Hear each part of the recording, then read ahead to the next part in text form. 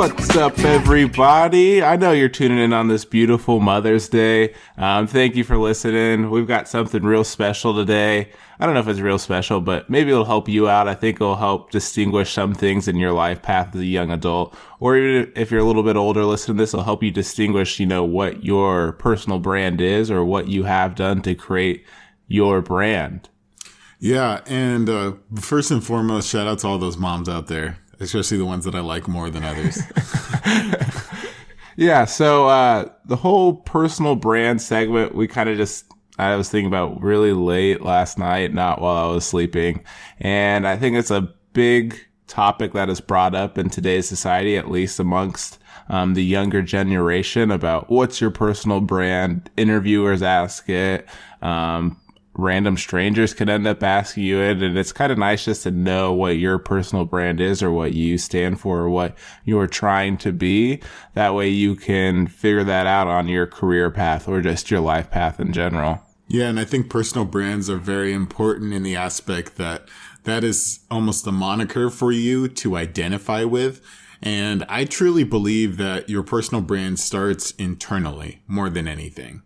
Yeah, and I think the first thing I would say is, what is a personal brand, right? Like there's a big difference between your personality and who you are and how you act, and a personal brand is kind of, I guess, in that same sense, who you are, but what you stand for, what you try to be, in my opinion. Yeah, and it's almost like the salient. Almost you can imagine it as, when you hear the lines. Can you smell what the Rock is cooking? You know exactly who I'm talking about. And so that's almost a personal brand. Now you wouldn't think of Dwayne Johnson as it almost sounds not good or unnatural not to say the Rock in between there. But it's something that people identify with, and how you start with that is kind of, engendering what you really want to stand for, like Julian said. Yeah, and I think your example of The Rock is a great example for us to kind of start on, just give an overview, like how a personal brand develops and changes and, what it has turned into today. So you look at someone like The Rock, who was, a Division I football player who moonlit as a wrestler, and that became his thing. And then he became, can you smell what The Rock is cooking, this big face for the WWF at the time. And you have to build around what you are as, your job. He had to build this persona or this brand of what he stood for, what he was.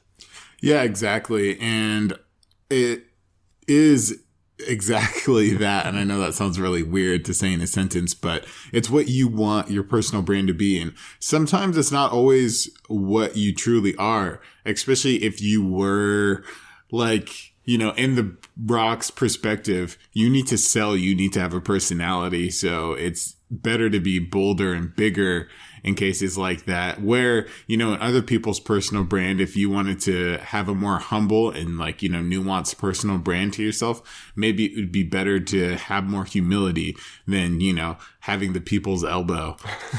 Yeah. And so you look at his personal brand early on, it's about this, he was almost a hero in the WWF for a little while, kicking ass, taking names, really kind of, I wouldn't say arrogant, but loud. You knew when he was coming in, you knew what he was doing. He had this signature eyebrow raise.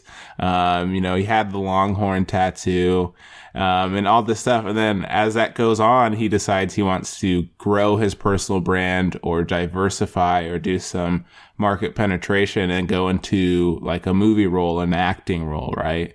And you see him kind of change from this really loud wrestler to this really kind of more serious action type actor.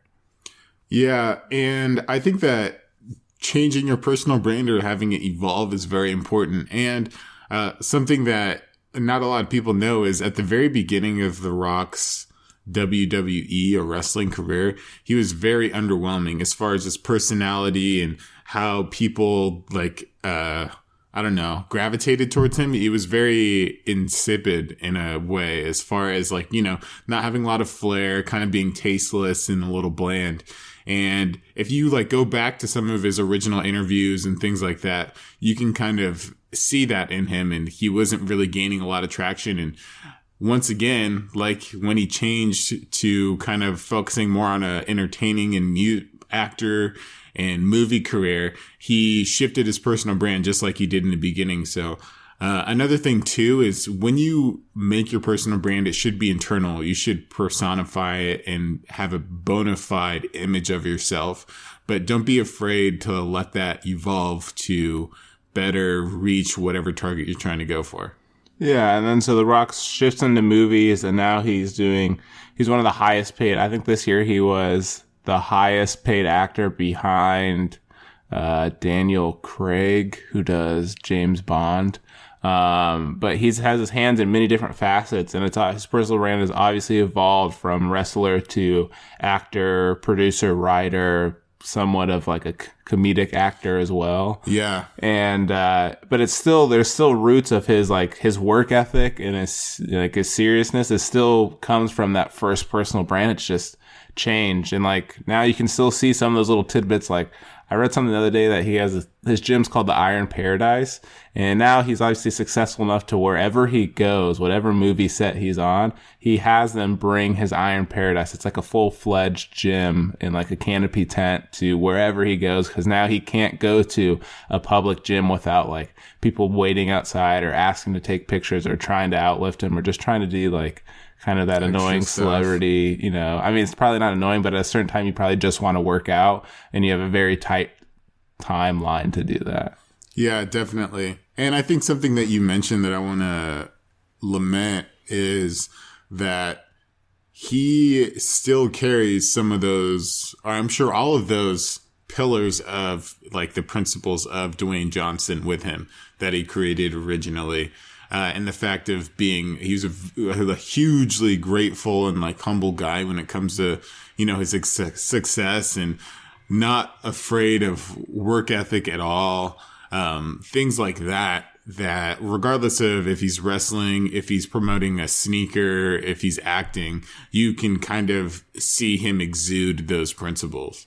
Yeah, and that's kind of an example of a personal brand. And then I think when you take it down to a smaller scale, a lot of people think they have a personal brand, but they don't. And by that, I mean, like, at least in our generation and on like social media, everyone thinks like if you put the word entrepreneur in your bio or you say, you know, like, oh, I am going to start my business, that's not your personal brand. Or if even if you have a business, it's not your personal brand. It's a step to making one. But I don't think that's all eggs in one basket. And there's a lot more that go into like a personal brand. Like if you look at, I say Nike, for example, right? They just didn't start at like going around and say, hey, I'm a shoe company. They started like, I'm going to make shoes for elite athletes. And then I'm going to help them perform. So there's like 3 different steps in that first step than just saying, I am a company. Yeah, totally. And so, Julian, I'm curious, if you were to take, let's say we plucked one of our listeners, one of our thousands of listeners right now, and you were to create a personal brand for them, where would you start? I think the first place I would start is, you know, where they want to be or who are some of their influences? And by that, I mean, like, who are people you look up to and what is their personal brand? So I think it's very important to understand other people's personal brands before you understand your own, because it's really easy to say you want to be, say you want to be a NASCAR driver. So a lot of people can look at a NASCAR driver as Dale Earnhardt Jr., there you go, and be like, wow, he is the fastest on the track. I want to be him. But if you can't understand that what Dale Earnhardt Jr.'s personal brand is besides driving cars, it's going to be hard to decide what your personal brand is, if that makes sense. So it's kind of hear before being heard type thing. And the fact that you want to see how people kind of create their own personal brands and almost utilize their tools that they used. Oh, not utilize their tools, but just be able to understand someone else's. So like being able to understand if you want to be a NASCAR driver, right? Usually their personal brand kind of aligns with your style, your lifestyle. But I think it's important to understand like okay, I know why I picked NASCAR. This is making it really difficult. But say Dale Earnhardt Jr., right? NASCAR driver. Maybe his personal brand is family values, like good times, working hard, being a businessman on the side, like negotiating other contracts. And there's like 4 or 5 things behind just driving that, a NASCAR or a race car at that point. That I think it's nice just to see what some people built their brands on and see if you resonate with those. Cause like, obviously you aren't going to copy someone else's personal brand, but you might have those family values of Dale Earnhardt Jr., but you have a similar work ethic to The Rock or something like that. And you kind of shift your personal gram on this, line to kind of start shaping your own or understanding your own. Gotcha. And so when somebody's doing that, how would you know what a good personal brand is and a bad personal brand is? Because I know you said that there's a lot of people that probably don't have the best personal brand. And so looking at people, how do you distinguish between, somebody who obviously doesn't know what they're doing, but thinks they do and actually has it going on? I think that's a tough question because I think one person's brand is another person. One person's bad brand is another person's grail, right? Like I don't really rock with Hot Topic, but to some people that is their main store, their go-to store. So I think it's kind of picking out the differences. Like, I don't rock with that and I do rock with that. But most of the time, I think if we're just going to be direct to the question, I think a failed personal brand to me is like people who are always saying, they're doing something or they're working on this or they're doing that. And there's no proof behind the punchline ever, right? Like no one wants to just be like, yeah, man, I'm working on, this, I don't know, I'm working on starting a business and, they've been saying it for 5 or 6 years. And every time you ask them, they're like, oh, I'm getting there. Like I'm working on it. Like maybe they are working on it, but it's hard for me to have your personal brand be on this like long term or long, I don't know what I'm saying, but long oriented goal or no proof to the goal, right? Like I'll go back to Nike. Nike doesn't say like, we're working on auto lacing shoes to help people with disabilities and then never follow it up. Or like, a bad personal brand, not to get political, but there's people in this country that run things that have a bad personal brand where maybe they're saying things and they aren't following it up, or they're, I don't know, just doing kind of random acts that don't fit what they're doing, right? Mm-hmm. And just to play devil's advocate, like you said, one personal brand I could see as trash and another person could see it as, wow, that person's got it going on. So have you ever could that be a part of somebody's personal brand that they just never follow through with something? Yeah, I think if you're honest about it, like if your personal brand is like, hey, I like to hang out. I don't like to go, or I don't really like going out and doing things. Like I just like to play video games. I'm going to tell you, I don't know if I'm going to be on time for this, but that's how right? That's personal brands. They're a little like 10 to 15 minutes late, this and that, or whatever it is. But people who are, like, oh yeah, I'll be there 5 minutes early, and then they're 30 minutes early, your personal brand is lying. Gotcha. So if I could distill that, it sounds like regardless of what your personal brand is, it's important that you're honest with yourself with your own personal brand and honest with everybody else, because, you can't fool everybody all the time. You can fool people once in a while, but you can't fool everyone. So that's why it's important to be honest with your personal brand, and sometimes be honest with the parts of your personal brand that might not be as salacious as others. And the fact that maybe my personal brand is, I am a hard worker and I enjoy having fun. And at the same time, I have a candy problem, which is, and like, if that's my personal brand and, I can't control myself in a candy store, then I'm going to own it. But, be honest with yourself and try not to be have the candy problem, but at the same time say I'm the paragon of healthy eating, except when I binge, 5 pounds of candy in a sitting. Yeah. And I think it's, like you said, it's important to not build your personal brand on crumbling pillars. And the way an example for me of this is like everyone's first resume or their resume when people are writing like I am an expert in Microsoft Office, Excel, Access, and all these things. And like some people are, but like as soon as you put that one thing in there, like maybe it's Access or like database or something, and you took a class and got like a D- in it or something, and then you get hired on at a job to do that, and you can't pull through on that. That's a crumbling personal brand right there, and you're probably dropped real quick. Yeah. So for those of the people that are faking it, in that large pool of the people that say they're good at X, Y, or Z, hopefully there is a lot of people that are actually good at that. So how do they distinguish themselves from kind of the fakers, them being the authentic ones of, let's say that there's a million people out there that say that they are the best, like very, very competent at Microsoft Excel. And I say I am that too. But I know I'm a bona fide Excel guy. Yeah. And so let's say, how would I distinguish myself? Would I show examples, or would I just kind of like say something and then when somebody expects me to back it up, I back it up? Or I think I think in that situation it's A and B, right? I think you have bona fide examples of, advanced worksheets and, equations and stuff in your example that show like something related to that area. Say it is soft drink sales, right? And you make this database for this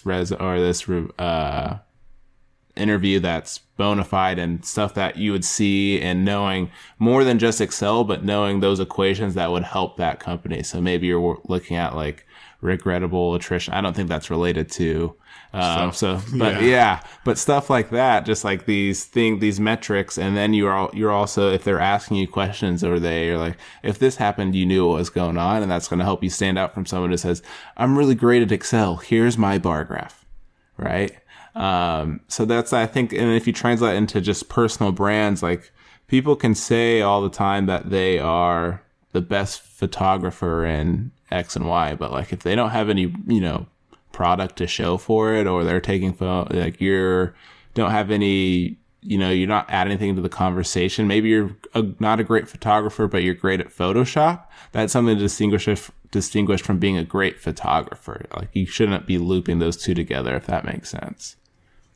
Yeah, totally. So, and one thing, I'm going to backtrack a little bit. One thing I really liked what you said is you don't want to build your personal brand. And almost like, let's think of the personal brand as the whole house. You don't want to build that on a crumbling structure, or what you said was crumbling pillars. So I think that another way of showing that is basically you don't always have to be. So for instance, let's say your personal brand is humble and non-braggadocious. And so you don't really want to be flashing around examples of how you're the strongest guy in, a 50-mile radius.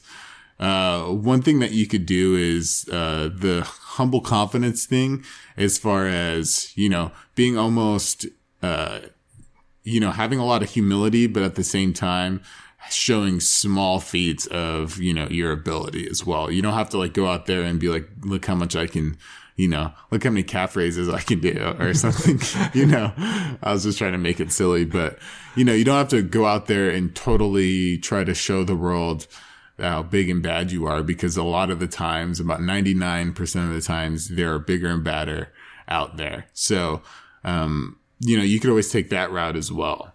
Yeah. And I think, kind of continue on that, you may not necessarily need a personal brand, right? Like not everyone needs one, but I think it's important to have one just for you to understand who you are. Like I think that's the root of personal brand, is understanding who you are. And I also think on that same note, your personal brand shouldn't really try to please others. You should be comfortable with your personal brand, and then find places where your brand fits in. So, right, if you are a very quiet, antisocial artist, right, you don't want your personal brand to, or you don't want to align your personal brand with an art community that is super outspoken, very loud, almost like a graffiti artist. But maybe you want to be a graffiti artist, but in silence, right? It's finding that balance between what is your brand and what is like a clashing brand. I think you just described the niche of mime graffiti artists with that right there. Yeah, I like to imagine there's a society of ninja graffiti artists, which just roam around the night one by one, which I bet that's 100% a thing, but aligning with them rather than aligning with the artist who's known for writing the profanity against a political opponent on the side of the Empire State Building or something. And then like tweeting it or... Yeah, exactly. So I guess we're kind of towards the end. We got a few minutes. Let's try to give them an outline of how you'd maybe look at one of our personal brands and how you would build your own personal brand if you are lost in the sauce. Okay. Very, very apt stated. So I think that let's take your personal brand, for example. So when you were creating Julian's personal brand, what were the pillars that you started with? So I think that I didn't start creating a personal brand or understanding my personal brand probably until I was 16. Just because in that time, from birth to 16, there's so many different events and things you're trying out and testing. Not saying I'm not trying out and testing things now, but you're trying a whole bunch of different stuff, like whether it be a ton of sports or band or acting or something along those lines or traveling. You're trying out so many different things that you can't just like at the age of 5, you'd be really mature at 5 if you could just nail down like, you know what? I am a hardcore gamer who likes to eat, or I'm a hardcore gamer who is, social online, but not in public. And, I'm not very much of a free thinker. I'm a rule follower and this and that. Like if you could do that at 5, you'd probably go in someplace, even if your personal brand isn't too crazy. Right. So at 16 is kind of when I started thinking about things I like, who I am as a person and kind of what I stand for. Gotcha. So when you kind of had a little bit of experience with yourself, that's when you started kind of like the very compound blocks of your personal brand. What's next? After you get the pillars, what are you putting onto your personal brand after that? So I think a little bit of backtrack on that. I think when I first thought of my personal brand, I had way too many pillars, right? I was thinking I was a business oriented person. I was thinking I was great at all talents, like kind of overestimating yourself. I was thinking I was a people person, but on a different spectrum, I wasn't a people person. So I had clashing pillars. I thought I was like a designer of shoes because I like shoes. I thought I was humble, but like loud at the same time. And there's just a lot of clashing things. So for my second step after figuring them out was solidifying to like, maybe 5 or 6 core aspects that I really do align with. Gotcha. So discerning from what you'd like to be or what you think you'd like to be compared to what you actually are, just so that those pillars are concrete and later on in your period, if you were to build on them, that they're rock solid and you can go back to them if you needed to. Mm-hmm. Yeah, exactly. I think that's a great example or a great point. It's like you can have a ton of pillars, but make sure those ones you built are like Stonehenge and they're going to be around for a long time. Gotcha. And so when you create your solid pillars and you have them rock solid and everything, what are the things that you add on to your personal brand next? Or is it just pillars? Do you just go with pillars or what? I'm still kind of figuring it out. I have a better idea of it now than I did then, but I think it's important understanding. So take like one of my pillars is, the ability to think or create or not necessarily think of something innovative or think of something radical that's going to change, but be able to think of just fresh ideas that I like and myself find interesting. So maybe that fresh idea is doing stand-up. So maybe that ability of being able to think on these fresh ideas. And then I take from that, maybe I start thinking of expanding on that one pillar and combining it with another one. So maybe I have the ability to think or create these ideas. And on the other side, I really like to market or sell a product or tell a story, right? So I think of this fresh idea, and then I think of how do I tell this story? And then that kind of puts in, marketing. Like, I enjoy marketing. So on one pillar, those two pillars combined, I kind of enjoy marketing at that point, right? Gotcha. So if I can visualize this or illustrate it into everyone's heads, let's imagine that these two pillars are close to each other. And like, you can do your own personal pillars too. Think about your own two personal pillars. And, if they are close to each other, or even if they're not close to each other, imagine building something that interlinks them together so that now these two pillars kind of almost share the weight, or, support this one thing that's on top of that's connecting them. And that's what I think marketing did for you, is connect two pillars to each other.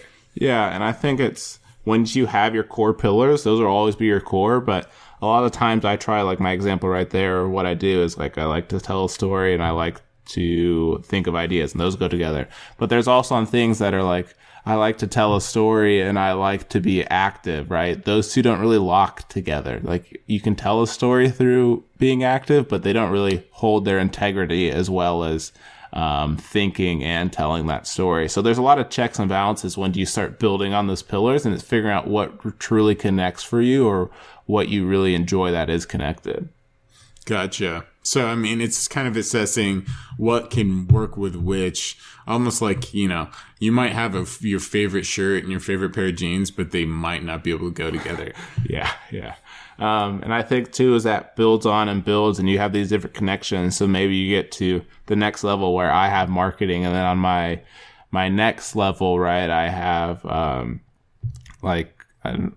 not research, but like studying often or attracting knowledge or gaining knowledge.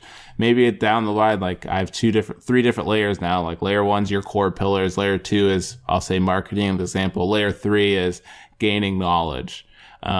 Those two then combine again. So you have another web or interlocking between, like, I'm doing all the research as I can to make this pillar stronger, like marketing, as time goes on. Gotcha. So basically you're kind of also building on the connections to pillars too. So you can build up. I mean, once you have your pillars, you're kind of done building out, but you can definitely build up. And I think that's the build up and in. Yeah. And I think that's a great spot to say, like, our first example of The Rock, right? He had his core pillars built up into, he worked really hard. He was an actor wrestling, and I was like, okay, I'm going to work really hard at acting, and now I become an actual, TV or film actor. And then you also look at him, he's like, all right, I understand the business of the WWE and movies. Like, why don't I start my own? And I've been in so many movies. Why don't I start my own media company or production company a little higher up on his personal brand? And that kind of interlocks, and you kind of have this full-fledged, based on those core pillars, just building of your personal brand. Gotcha. That makes total sense. He started with, his base and grew from that onto, WWE. Then he grew to acting, and then he used the tools that he learned from WWE and acting to, create something bigger or different. And I think that also accounts for, one of his pillars, I believe, is his hard work and work ethic. And, you could see that through his physical fitness as well. I think that's an embodiment of a personal pillar of his. Yeah. And I think one of the last things I'll touch on is, this is going to be a little overboard, but when I look at my personal brand, and say we're using pillars, right? And you're imagining in your head, you have 4 to 6 pillars, and you're imagining them all being the same size. Like, if we look at The Rock, like, his hard work or his work ethic pillar might be the one that just kind of cascades through all levels, right? It's always there, and it's always holding that foundation. As maybe one of his first ones, I don't know, maybe it's wrestling or, something related to that, like, is a little bit smaller, and maybe his struggle pillar, or what he's been through, or his life experience pillar, whatever you want to call that, is, 3/4 the size of the hard work one. So all these, your base pillars aren't all the same. Like, one influences your personal brand a lot more than others do, but they all work together to build you as a person or your brand. Yeah, I think that's a very strong closing statement. And if I could leave something in you guys' ears is, don't always think, and I think we mentioned it a little bit previously, but don't always think that you need to have, paragons or your utmost best to be a pillar. You're more than it might be even more unique and interesting if you had a personal pillar of maybe a vice of yours that that you've worked on, or something that just makes you a little bit more unique than, the millions and armies of people that have the personal pillars of, hard work, humility, and family, so mix it up. Don't be afraid to truly embody you. Yeah, exactly. Like we said earlier, your personal brand isn't to please anyone. It's for you. Be comfortable with your brand. People aren't really going to ask you too much. They might in an interview, but just understand for yourself. It's going to help you get a little bit further in life, and it'll be a little bit happier and know what you stand for once you've established this personal brand. And once again, it's always changing. It's always building. So just be aware of, who you are and what you do. Yeah, I really like this episode, Julian, and I think this is a great time to bow out and wish everybody a happy Mother's Day, or a happy day in general, regardless of what time or day you're listening to this to. Yeah, have a good one.